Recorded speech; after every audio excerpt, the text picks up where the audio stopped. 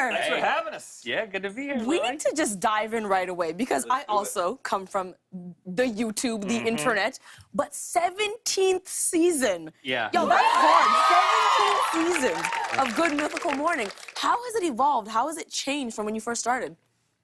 Oh, quite a bit. I mean, At first, it was just a card table with Yeah, a hole in the middle right. where the microphone came up. It was just the two of us. well, and we didn't have any help. I mean, at the time, we would literally be driving in to the studio that day, and we'd be like, what's the show today?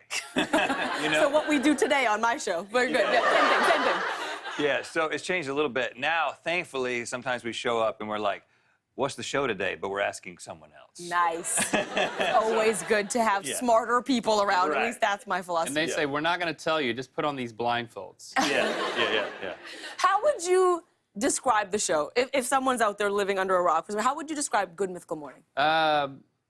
If you're into eating testicles, or, well, I really haven't thought about this.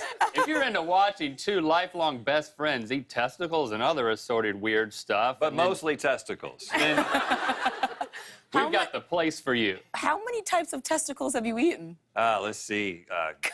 Gopher, I've never asked that question before. I have to say, that's the first for me.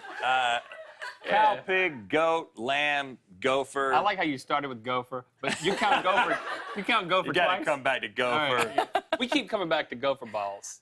Which one is the best?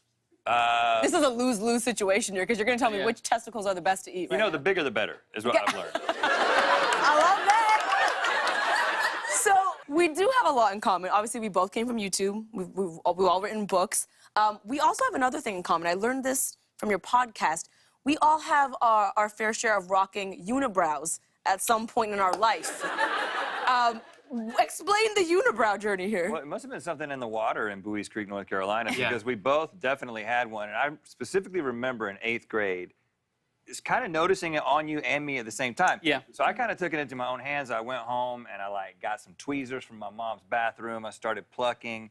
And then I go to Lincoln, I'm like, hey, look at me, man. I got rid of the unibrow. And he looks at me with this knowing look, like, I know what my job is now. Yeah. The next day he comes to school. I kid you not, he has no more unibrow. He's got two eyebrows, but they are separated by a space exactly the width of a Gillette Sensor razor.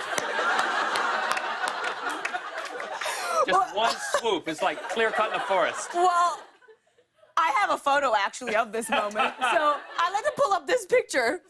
Yeah. Look at that. Now, hold on. But believe it. Listen, the day before, he had a unibrow. Could you imagine how What? shocked I was to be see my friend like this? But you look thrilled at the results. Like, you look thrilled. Well, I think my right eyebrow was so afraid that it was trying to exit my face. I should have at least centered it.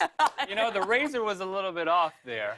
I think you look great. I think you look great. But, I mean, you two seems like you do everything together. You know, not only unibrows, you've worked together for so long. Well, we each have our own wife.